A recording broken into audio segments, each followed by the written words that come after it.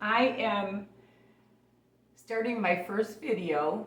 It's called Breakfast, Lunch, and Dinner Cooking. And I am going to make homemade chili today. And this is my first video, number one. And I'm going to show you some of the tips that I've learned throughout the years. So here we go.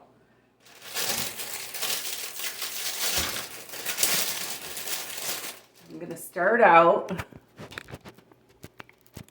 with a pepper, and I learned to do a pepper like this. You want to push in the pepper like that and then break it, and then you get a lot more of the pepper. And then rinse the seeds out of it.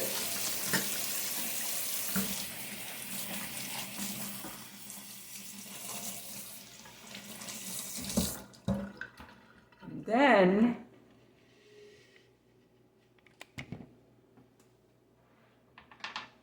you want to cut it in strips. If you ever find one of these knives, they are wonderful. I got this at a garage sale, and I don't even know what the name of these knives are, but they're super sharp. And I usually just cut it like this.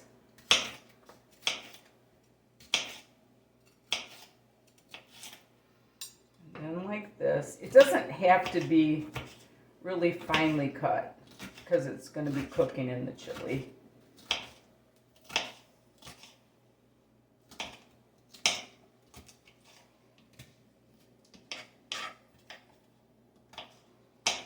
I like green pepper, celery, onion, and garlic in my chili.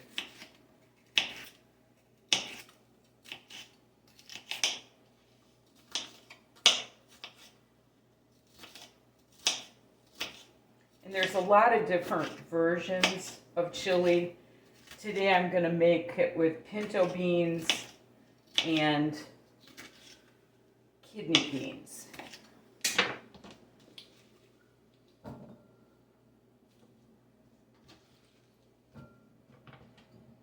Then I'm going to cut up the onion.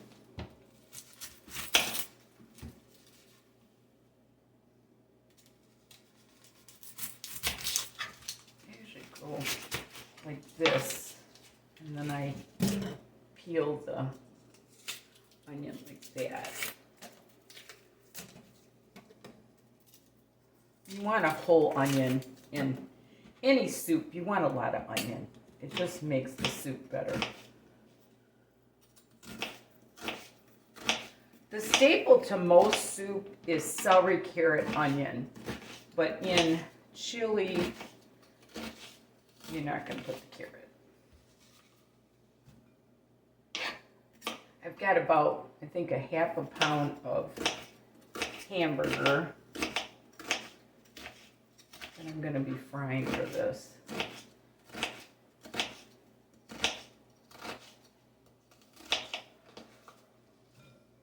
I think I'll start the hamburger on medium. Okay. And the garlic. I got about 4 cloves here. And a good way to do garlic is smash it with your knife. These aren't real fresh, so they're not smashing like good, but they'll still work. And if your garlic starts to grow, you can always plant it in a pot too, and grow garlic.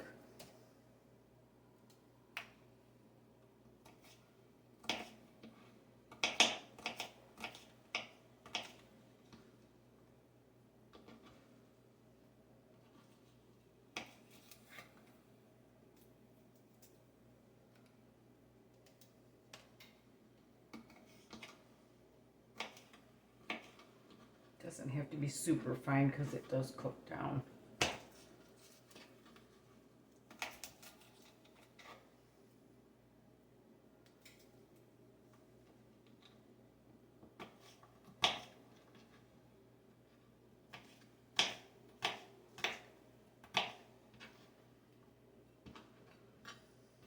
Celery should be enough. And then I always buy organic celery because they say celery has got a lot of pesticides that it draws up into the stalk. So if you look up dirty foods, you don't want to, things that really suck up a lot of moisture into the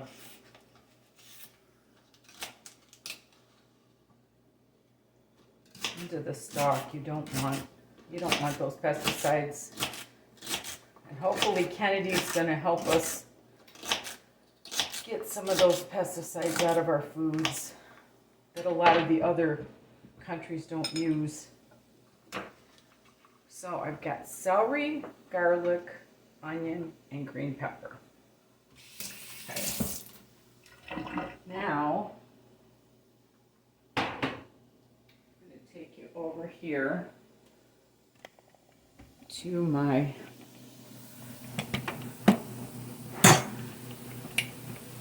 pan. Put it on high here. And while this is frying, I'm going to open up my cans. And I'm going to add some salt and pepper. And I think a little bit of red pepper seed to my, I like a little bit of white to it. So I'm going to add a little red pepper seeds.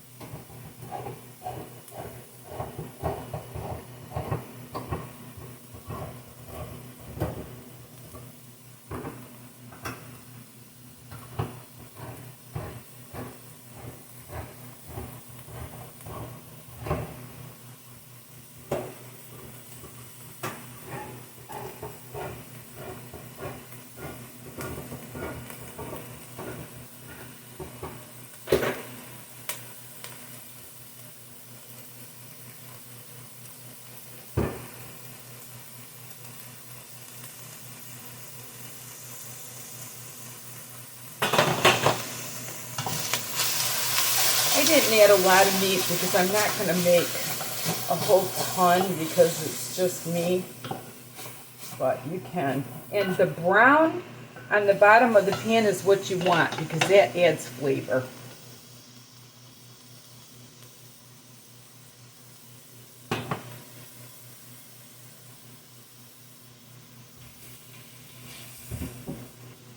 Also, what I like to do is I like to drain my meat.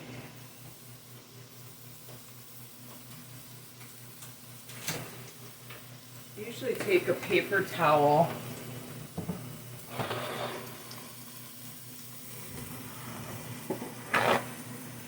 and once my meat is pretty much done, I like to, this isn't super greasy, but if you have a really greasy meat, you want to dump it onto some paper towel and get the grease out of it. You can leave a little in the pan so that you can put the veggies in and not add more grease. I just can't digest it. So now I'm going to stir fry these vegetables a little bit. And my meat is pretty much drained, but look at all the grease that's on this paper plate. You don't need it. It's not good for your heart or anything. And then you just throw it away.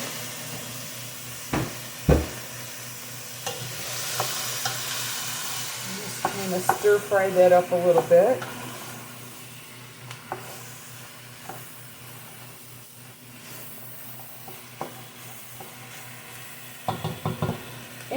you get a little bit of brown on anything, it adds flavor. So if you brown the onion a little bit and stuff, it adds flavor to your soup.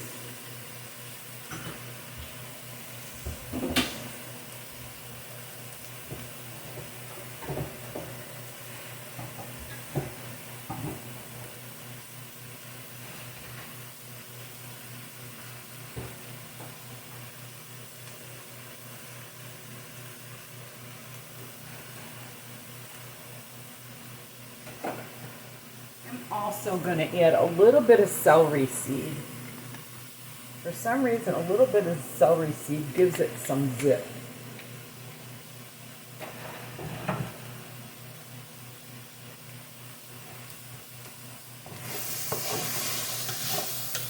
And any browning you get on the pan, you want to try to keep it on a medium so it doesn't get burnt. But the brown in the bottom of the pan is what really makes it have more flavor. So I'm using pinto beans and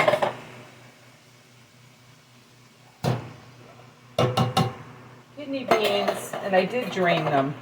I drained them as much as I could. And then I add diced tomatoes,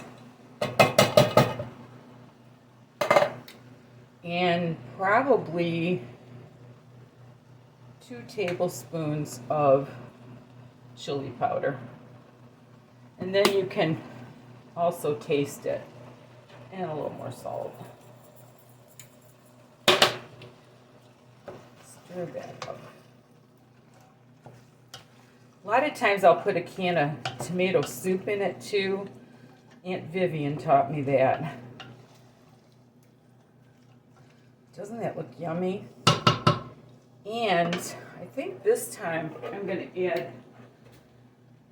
some tomato paste to it because I don't have the tomato soup.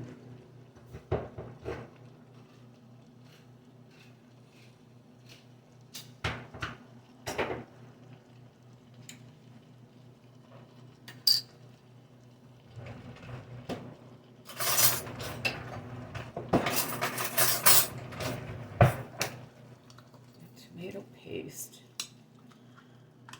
And a lot of people, they want their soup thicker, they'll add flour and water, and I think that's all that's in the tomato soup. So, and then of course I always add filtered water.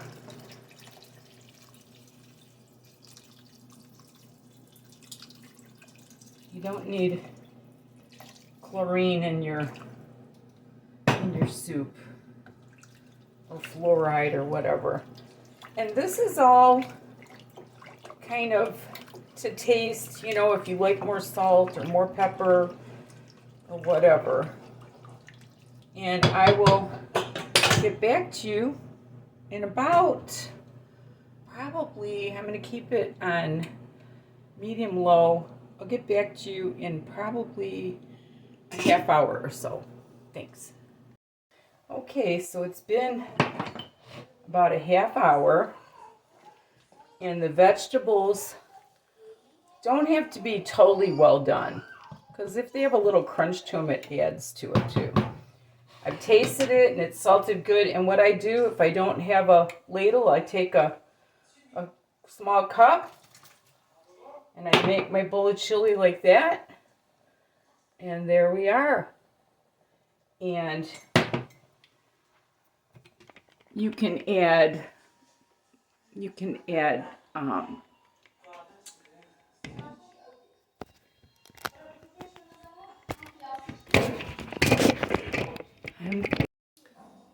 so my soup is done. Here's my bowl of soup. It looks really good. And my daughter adds sour cream and cheese, and you can add saltines or whatever kind of crackers you like. And anyway, that's my first video, homemade chili.